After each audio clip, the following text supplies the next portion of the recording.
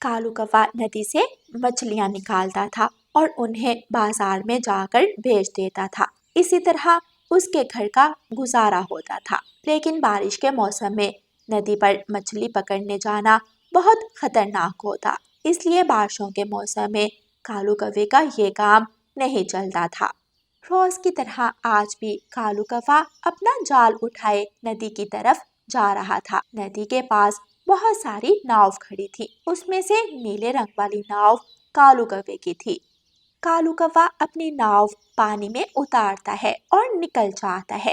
क्या पता बारिशें कब से शुरू हो जाएं। बस आज मुझे बहुत सारी मछलियां मिल जाएं। आज मैं शाम तक मछलियां पकड़ूंगा। कालू कौवा सारा दिन अपना जाल और नाव लेकर नदी में घूमता रहता है। उसने बहुत सारी मछलियां पकड़ ली थी। शाम हो जाती है और कालू कौवा मछलियों को एक गठरी में डालकर बाजार पहुंच जाता है। आज तो बहुत सारी मछलियां पकड़ी हैं मैंने। सुनो, इस थैले में से सारी मछलियां निकाल लो और एक मछली थैले में ही रहने दो। मैं अपनी पत्नी के साथ घर जाकर खाऊंगा। दुकानदार थैले में से एक मछली छोड़कर बाकी मछलियां निकाल लेता है। आज कालू कौवे को बहुत सारे पैसे मिले थे। कालू कौवा अपना थैला उठाता है, पंख में छुपाता है और घर को उड़ता है।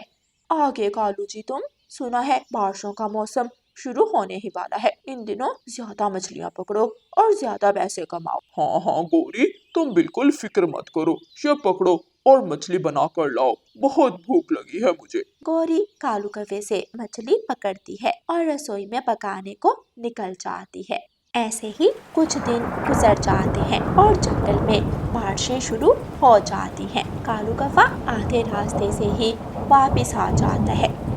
कालू जी, अभी तो कुछ पैसे ही जमा हुए थे और ये बारिशें शुरू हो गई। अब हम क्या करेंगे? गौरी, तुम पहले ही क्यों बोलने लगती हो? समय आएगा तो देखा जाएगा।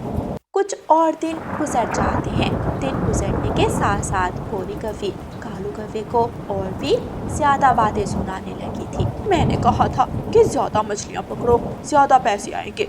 अब देख लो, बारिश तो रुकने का नाम ही नहीं ले रही। लगता है बारिशों में भूखे मरेंगे हम दोनों।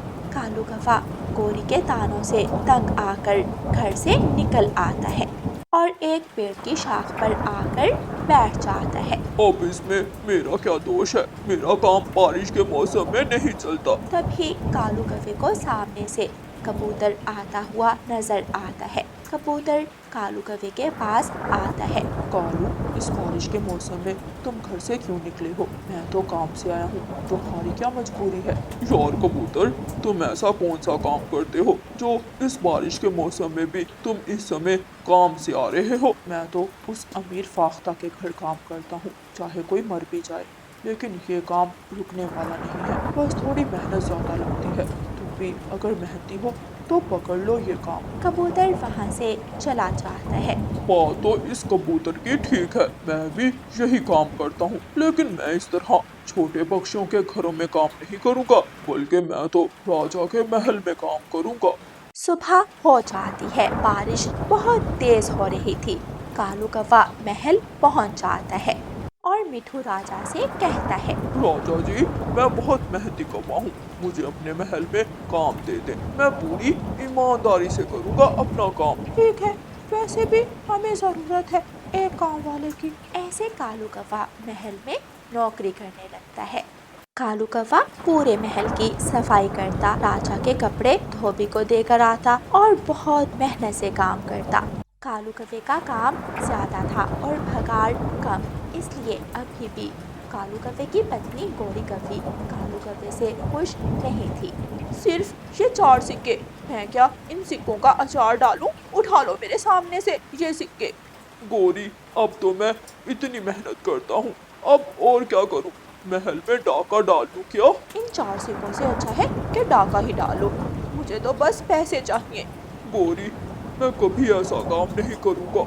ऐसे कहकर कालू कौवा फिर से काम करने महल पहुंच जाता है। कालू, मैं बहुत खुश हूँ तुम्हारे काम से। ये कुछ सिक्के हैं जो कि दूसरे जंगल मेरी बहन को देने हैं। आज से तुम मेरे संतरी हो। तुम और उल्लू जाओ और ये सिक्के मेरी बहन को दे आओ।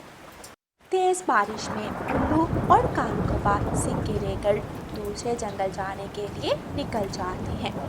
रास्ते में उल्लू कालू कौवे से कहता है, देखो कालू, मुझे पैसों की बहुत ज़रूरत है, हम इसमें से कुछ सिक्के निकाल लेते हैं। ना ना, मैं ये काम कभी नहीं करूँगा। उल्लू, चुपचाप राजा जी की बहन के घर चलो। लगता है तुम ऐसे नहीं मानोगे। उल्लू कालू कौवे को पीछे की तरफ धक्का देता है। पीछे पड़े पत्थर में कालू कौवे का सर लगता है और वो बेहोश हो जाता है। सुबह तक ये कौवा मर जाएगा। आया बड़ा मुझे रोकने वाला। उल्लू वहाँ से उड़ जाता है। दूर से उड़ती चिड़िया पेड़ के नीचे आकर बैठ जाती है। उसे कालू कौवा बेहोश पड़ा नजर आता है। ये कौवा कौन है? लगता है इस तूफान में खुद को संभाल नहीं सका और इस पत्थर से टकरा गया। रानू चिड़िया उड़ती है। थोड़ा आगे चाचा छमछम की दुकान थी। चाचा छमछम, वहाँ पेड़ के नीचे कौवा बेहोश पड़ा है, प्लीज मेरे साथ चलें, उसे डॉक्टर के पास ले जाना पड़ेगा। अगली सुबह उल्लू वापस महल पहुँच जाता है। राजा जी, तूफान में मुझे कुछ नजर नहीं आया। पता नहीं कालू कौवा कहाँ गायब हो गया। कालू कौवे को होश आ जाता है। मुझे महल जाना है। कौवे भैया, बुलबुल डॉक्टर ने कहा है कि अभी आप उड़ने की हालत में नहीं हैं। मुझे अपने राजा जी को उस उल्लू का सच बताना है। कालू कौवा अपने जंगल आने के लिए निकल आता है। उधर गौरी कौवे भी महल पहुंच जाती है। मेरा पति, हाय राजा जी, मेरा पति कहाँ है? कल से घर नहीं आया। गौरी, मेरे ख्याल से कालू अब तक तो तूफान के साथ उड़ता कहीं दूर निकल गया होगा। गौरी और भी जोर से रोने लगती है। तभी कालू कौवा वहाँ आ जाता है। उसके सर पर पट्टी बंधी हुई थी। कालू कौवा राजा जी को सारी बात बताता है। सैनिकों, पकड़ लो इस उल्लू को और कैद खाने में डाल दो। कालू जी, शुक्र है ऊपर वाले का, आप ठीक हैं। मुझे कुछ नहीं चाहिए, बस आप वापिस आ गए हैं, मेरे लिए काफ़ी है। कालू, तुम्हें तुम्हारी ईमानदारी का इनाम ज़रूर मिलेगा। फिर मिट्ठू राजा कालू कौवे को ढेर सारे सिक्के देता है। गौरी कौवी और कालू कौवा खुश हो जाते हैं। प्यारे दोस्तों, इस कहानी को लाइक, अपने दोस्तों के साथ शेयर और चैनल को सब्सक्राइब करना बिल्कुल मत भूलना। आपका धन्यवाद। कालू, क्यों तुम उन आवारा उल्लुओं के साथ घूमते हो? अगर दोस्ती करनी है किसी अच्छे और साफ दिल के पक्षियों से करो। क्या तुम्हें उन उल्लुओं का पता नहीं?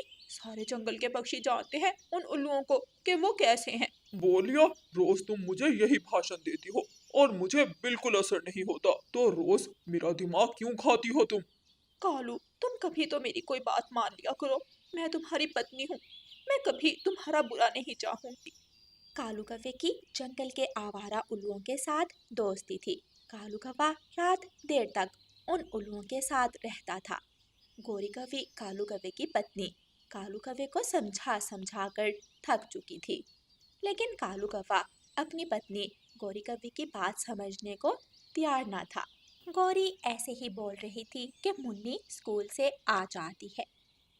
आ गई मेरी बेटी। जी मम्मा, आ गई, बहुत भूख लगी है।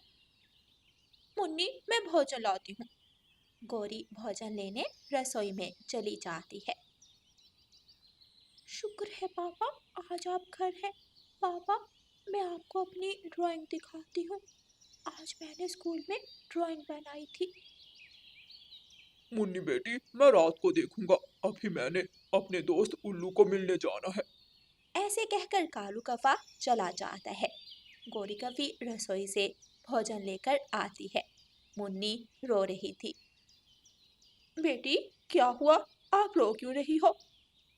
मम्मा, लगता है पापा मुझसे प्यार नहीं करते, वो कभी मेरी बात नहीं सुनते। मुन्नी बेटी, कालू तो आजकल मेरी बात भी नहीं सुन रहा। मैं आपके पापा को समझाऊंगी, वो जरूर हमें भी समय दिया करेंगे। मुन्नी भोजन खाने लग जाती है। वैसे कालू यार, रानू चिड़िया जैसी खूबसूरत पक्षी इस जंगल में कोई दूसरी नहीं है। हाँ उल्लू यार, बात तो ठीक कह रहा है तू। उल्लू और कालू कौवा हंसने लगते हैं। आधी रात को नशे में धुत कालू कौवा घर आता है। गौरी, दरवाजा खोलो। रानू चिड़िया दरवाजा खोलती है। कालू भैया, आप यहाँ? गौरी, तुम तो बिल्कुल रानो जैसी लग रही हो।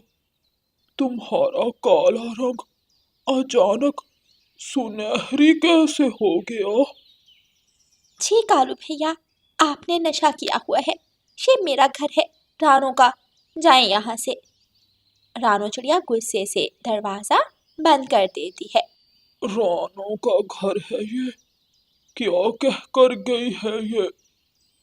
कालू कौवा नशे में कभी इधर तो कभी उधर घूमता है और एक पेड़ के नीचे जाकर सो जाता है। सुबह हो जाती है। कालू, ओ कालू, उठो। अगर किसी पक्षी ने तुम्हें इस तरह पेड़ के नीचे सोया देख लिया तो बहुत बेइज्जती हो जाएगी। जल्दी उठो, घर चलो। ये मैं कहाँ हूँ? मैं कहाँ सो रहा था? कहाँ पड़ा था मैं? गौरी कवि कालू को लेकर घर चली जाती है। कालू, तुम्हारी एक बेटी है, एक पत्नी है। तुम्हें हमारी कोई परवाह नहीं है। ये लो पैसे और अपना मुंह बंद रखो। गौरी कवि रो रही थी। ना जाने किस बुरे काम से ये पैसे कमा कर लाए हो, मुझे नहीं चाहिए। गौरी ऐसे ही बोल रही थी कि कालू सो जाता है। मुझे कालू को सबक सिखाना ही होगा। रानो बहन ही मेरी मदद कर सकती है। गौरी कवि अपने घर से निकलती है और रानो चिड़िया के घर जाती है। आए गौरी बहन, मुझे भी आपसे बात करनी थी। अच्छा हुआ आप आ गई। रानो चिड़िया गौरी को सारी बात बताती है। रानो, कालू की उन उल्लुओं के साथ दोस्ती है। मेरी कोई बात नहीं मानता कालू। मुन्नी को भी बिल्कुल समय नहीं देता। मैं तो बहुत परेशान हूँ। आखिर करूँ तो करूँ क्या? गौरी बहन, अगर मुन्नी बचपन में अपने पिता का ये रूप देखेगी तो उस पर इस बात का बहुत बुरा असर पड़ेगा। वही तो रानो, मैं कालू को समझा समझा कर थक चुकी हूँ। गौरी बहन, मेरे पास एक प्लान है। रानो चिड़िया गौरी को सारा प्लान बताती है। ठीक है रानो, मैं ये तरीका भी आजमा लूंगी। तुम्हारा धन्यवाद। मैं चलती हूँ अब।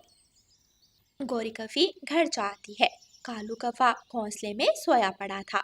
गौरी ऊंची आवाज में कहती है, बस बहुत ड्रामा हो गया तुम्हारा। मैं दूसरी शादी कर रही हूँ। अब मैं तुम्हारे साथ नहीं रह सकती। गौरी की आवाज सुनकर कालू कौवा उठकर बैठ जाता है।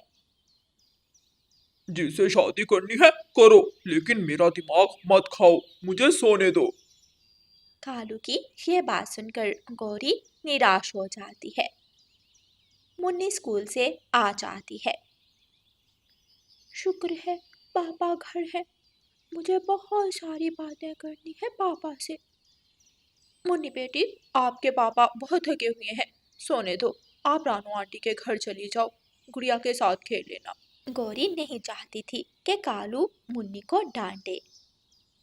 मुन्नी रानू चिड़िया के घर जा रही थी। अचानक मुन्नी को किसी के रोने की आवाज आती है। मुन्नी पेड़ के पास जाकर देखती है। जैसे ही मुन्नी पेड़ के पास आती है, पीछे से दो उल्लू मुन्नी को बोरी में डाल लेते हैं। चलो भाई, आज का शिकार मिल गया। चलो चलते हैं बॉस के पास। शाम हो जाती है, लेकिन मुन्नी अभी तक घर नहीं आई थी। मुन्नी अभी तक घर नहीं आई। मैं खुद जाकर ले आती हूँ। कालू कौवा अपने दोस्तों के पास बैठा गप्पे लगा रहा था। कालू यार, एक नया बिजनेस है। आज पहला शिकार तो आसानी से मिल गया था। देखते हैं अब कितने पैसे मिलते हैं। कौन सा बिजनेस उल्लू दोस्त? बॉस को कुछ बचे पक्षियों की जरूरत है। मेरी नजर में भी दो तीन बच्चे हैं। हमें तो पैसों से मतलब है। तीनों हंसने लग जाते हैं। रानो, ये क्या कह रही हो? मुन्नी तो जैसे ही स्कूल से आई थी, मैंने उसे तुम्हारी तरफ भेज दिया था। गौरी बहन, लेकिन मुन्नी तो मेरे घर आई ही नहीं। मेरी बच्ची कहाँ गई होगी? गौरी रोने लग जाती है। गौरी बहन, हम कबूतर भाई के घर जाकर पता करती हैं, आप परेशान मत हो। गौरी कवि और रानो चिड़िया कबूतर के घर जा रही थी कि उन्हें एक तरफ से कालू और उल्लुओं के हंसने की आवाज आती है। रानो, ये तो कालू की आवाज है, रुको मैं कालू को भी बता दूं। गौरी कवि कालू कवि के पास जाती है। कालू, दोपहर से मुन्नी गायब है, जल्दी चलो ढूंढो मुन्नी को। कालू के चेहरे से हंसी गायब हो गई थी।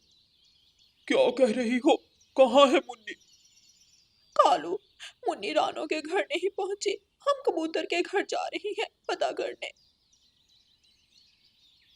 अच्छा यार कालू, हम चलते हैं। मेरी बेटी खो गई है, मेरी मदद करो। तुम दोनों कहाँ जा रहे हो? यार, तुम्हारे घर का मसला है, तुम जानो हम क्या कर सकते हैं। रुक जाओ तुम दोनों, वो पक्षी कहाँ है? कौन सा पक्षी? जाओ कालू, अपनी बेटी ढूंढो। उल्लू, मुझे मेरी बेटी चाहिए, मुझे बताओ तुमने मेरी बेटी के साथ क्या किया? हमारा दिमाग क्यों खराब कर रहे हो, जाओ यहाँ से। कालू उल्लू को चोंच मारने लगता है। गौरी भी दोनों को चोंच मारने लगती है। बताता हूँ, अभी वो पक्षी मेरे घर पर ही है। कालू कौवा, गौरी कवि और रानो चिड़िया उल्लुओं के साथ उनके घर जाती है। रानो चिड़िया जल्दी से बोरी खोलती है। बोरी में मुन्नी थी। मुन्नी बेहोश हो गई थी। कालू भैया, मुन्नी को जल्दी उठाएं, बुलबुल डॉक्टर के पास लेकर चलें। कालू कौवा मुन्नी को उठाता है और बुलबुल डॉक्टर के पास ले जाता है। ऑक्सीजन की कमी होने की वजह से मुन्नी बेहोश हो गई थी, लेकिन चिंता की कोई बात नहीं है। गौरी, मैं बहुत शर्मिंदा हूँ, मुझे एहसास हो गया है। मुझे तो ऐसे लगा जैसे मैंने अपनी बेटी को खो दिया। कालू कौवा रोने लग जाता है। कालू भैया, हमारे अपने हमें कभी भी गलत राह पर चलने नहीं देते। अगर आप बहुत पहले गौरी बहन की बात मान लेते तो आज हमें ये दिन ना देखना पड़ता। गौरी, मुझे माफ कर दो। खालू, मुझे वचन दो, तुम दोबारा कभी उन उल्लुओं से बात नहीं करोगे। मैं वचन देता हूँ गौरी। इस तरह कालू उन आवारा उल्लुओं से दोस्ती खत्म कर देता है। प्यारे दोस्तों, अच्छे दोस्त बुरे वक्त में कभी साथ नहीं छोड़ते और बुरे दोस्त कभी फायदा नहीं पहुंचाते।